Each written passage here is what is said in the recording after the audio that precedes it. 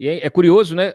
Quando o senhor fala do índio, e aí a gente tem essa usurpação também da agenda da esquerda de proteção do índio, dos povos originais, etc. E tal. O próprio Lula agora vai criar um ministério dos povos originários.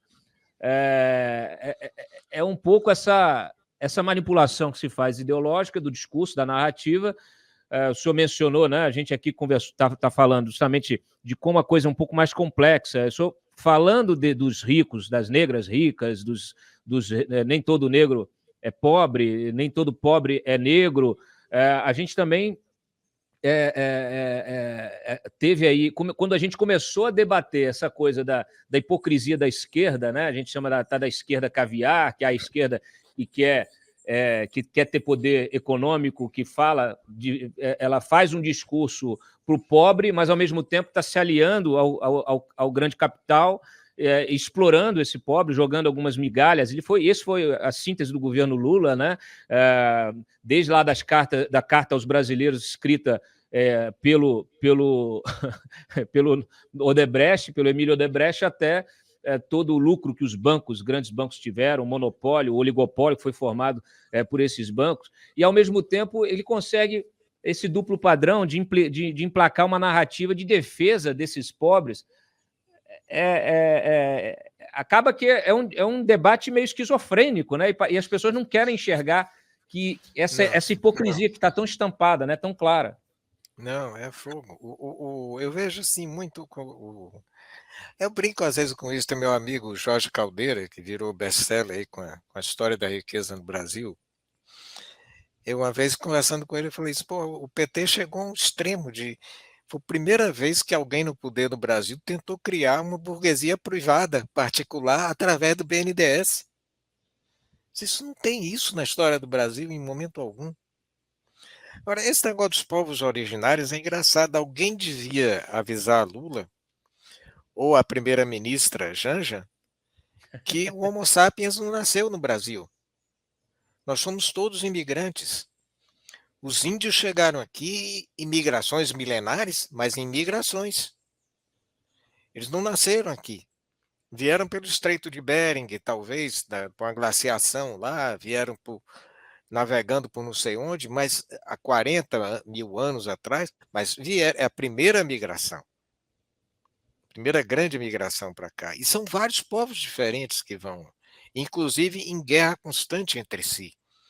Quem expulsou, eu sempre gosto de dar um exemplo desse negócio do índio, assim, os primeiros habitantes que a gente tem notícia da Baía de Todos os Santos foram os Quinimurés ou Quinimurás, há uma dúvida sobre o nome. Eles foram expulsos de lá pelo avanço dos índios tupinaés, era um grupo tupi, que chacinou esses índios, expulsou eles do litoral, tomou a terra deles, expulsou do litoral, jogou lá para o sertão. Tempos depois, a implacável máquina de guerra dos tupinambás invade a Baía de Todos os Santos, chacina os tupinaés, toma as terras deles, expulsa, vão todos lá para o sertão também. E os tupinambás assentam seu domínio na Baía de Todos os Santos, que é quando chegam os portugueses.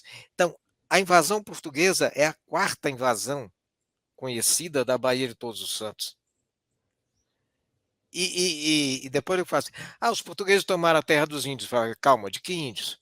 Porque quem tomou a terra dos tupinaés não foram os portugueses, foram os tupinambás.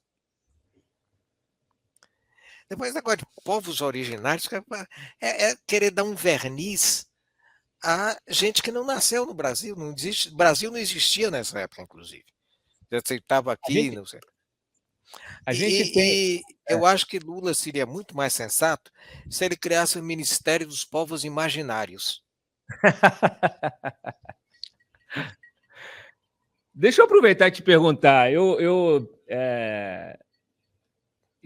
me dediquei recentemente, alguns meses atrás, me debrucei sobre aquele manuscrito 512, né, que está lá na Biblioteca Nacional e que inspirou todos esses... eu não sei se o senhor tem a referência dele, mas é um documento que foi escrito por um bandeirante que teria encontrado aqui ali pelo ano de 1750 e pouco, 53, teria encontrado resquícios de uma civilização de origem grega, né, greco-romana, né, que na época do Império Romano eles teriam chegado aqui muito antes da chegada dos portugueses, por exemplo, e que os próprios portugueses teriam vindo para cá com referências históricas da navegação dos romanos para cá.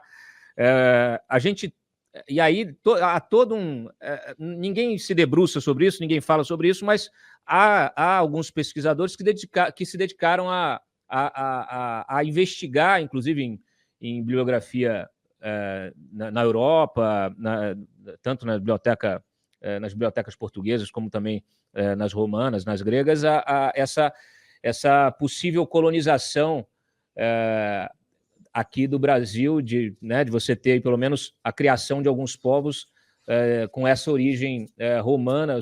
A gente há algo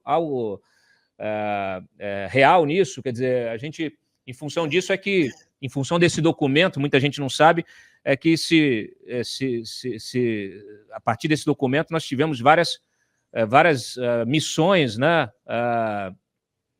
de exploração, na busca de uma terra prometida, de uma terra perdida, de uma cidade perdida, né? Isso inspirou várias produções hollywoodianas, inclusive. A própria expedição do Coronel Fawcett foi em cima desse documento. Tem alguma coisa... A gente teve essa colonização anterior. Há registros também de índios brancos. Como é que o senhor vê essas questões? Documentação arqueológica não existe. O que você tem no máximo é possibilidade de que aqui tenham existido grandes cidades na Amazônia. Isso, as pesquisas da Ana Courtenius Roosevelt, dos cacicados amazônicos, cidades enormes, 30, 40 mil habitantes. Eu digo enorme padrão da época. Atenas tinha 40 mil habitantes. Né? Uhum. Você tem a possibilidade mais recente, um estudo que saiu na Scientific American, de uma espécie de cidade-jardim na região onde hoje funciona o sistema social do Xingu. Uhum. Mas não tem evidência para o sistema social do Xingu, só interrompendo um pouco, porque essa informação eu acho que é muito importante e os brasileiros não têm. Fica exigindo demarcação de terra indígena, demarcação de terra indígena. O Xingu é maior do que Israel. O Xingu é do tamanho da Bélgica. Com a diferença, Israel é árido e o Xingu é um paraíso ecológico. É terra que não acaba mais. Aquilo foi construído para ter muito mais gente morando ali, muito mais índio. Você hoje tem quase 12% do território brasileiro demarcado como terra indígena para uma muquequinha de habitantes. Tem que pensar essas coisas com cuidado. Como é que você tem uma reserva indígena maior do que Israel? Israel é suficiente para abrigar os judeus? E o Xingu não é suficiente para abrigar índio? O que o senhor acha que está por trás dessa política de demarcação? É outro debate que ficou polarizado, né? Justamente, ou você preserva, ou você respeita, preserva, ou você destrói tudo, coloca a polícia militar dirigindo a FUNAI, PM dirigindo a FUNAI, aí, enfim, vira uma esculhambação. Não, eu não penso assim. Eu acho que você tinha que ter preservado o Xingu como o PT não preservou nem Bolsonaro. Os dois foram genocidas em relação ao Xingu, num certo sentido. Tem que preservar, sim. Agora, vamos discutir cada caso e, principalmente, sabendo o que é que os índios querem. Eu gosto de dar um exemplo assim. Um judeu em Nova York, com seu celular e seu computador, ele não deixa de ser judeu. Por que o índio vai deixar de ser índio?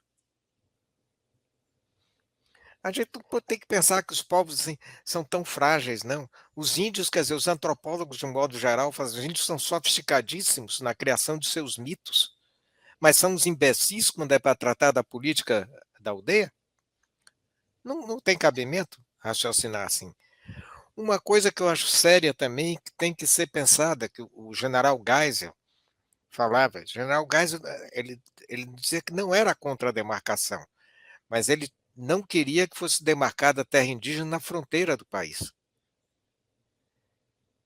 Eu acho que esse é um raciocínio que tem que ser levado em conta.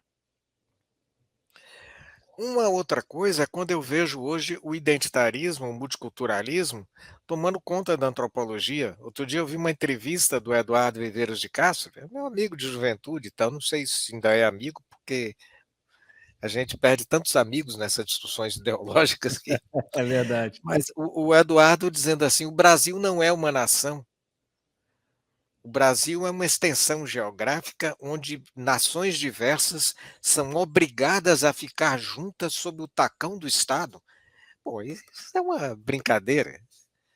Eu falo, pô, que nações são essas? Que a única nação que eu só conheço duas nações dentro do Brasil, que é a nação rubro-negra e a nação corintiana. Não conheço mais nação nenhuma. Quer A dizer, Vascaína, pô, a isso Vascaína aqui, também, né? A isso aqui Vascaína não também. é, isso aqui não é um Estado plurinacional. Tentaram fazer isso no Chile agora, né? No fundo, o multicultural, o identitarismo é contra a nação. O marxismo já era. O comunismo dizia que a nação era um artifício ideológico para manter as classes anestesiadas, as classes dominadas, e que era preciso destruir a nação em nome do internacionalismo proletário. Nós temos hoje uma versão empobrecida disso. É preciso destruir a nação em nome de todos esses grupelhos e grupúsculos e grupinhos étnicos e raciais, dessas milhões de nações que constituem todo o É país. engraçado.